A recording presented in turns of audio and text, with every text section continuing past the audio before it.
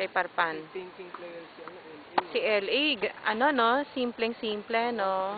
Pero ang dami. Pero yung mga lagay niya, no, hindi mo expect. Pero parang sabi ko nga, magaling si Canizares kasi yung mukha niya hindi nagbabago. Wala lang, parang feeling ko nga hindi siya pinapawisan eh. Si Parpan kasi puro parang feeling ko power lang eh, di ba? Ito lang ang klase ni Parpan, puro lang sa power. Kaya kung maano ni Elijah yun,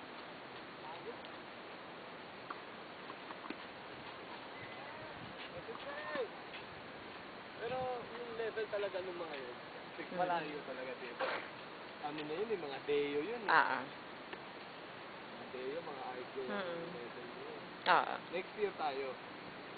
Wala na ba si Canizares next year? Hindi po, third year ako yun. Kaya, ibig mo sabihin mag-up na yung mga laro naman. Dapat oh. Kasi start na nila to eh. Si Pochi po, katulad yung nagpuso na, nakasanayan na kasi na nandyan si Deo.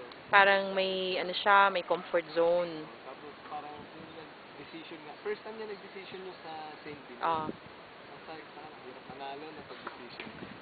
Oo. Sinasali siya na parang may backup lang siya. Backup siya, tama. Ngayon, siya na talaga. Siya na. So, yun yung kailangan niya i-develop talaga. Ito mga to. Ang nakakalimutan ng ibang team dito sa atin, balance tayo eh. Oo. Yun ang kinakalimutan nila. Sila meron silang live.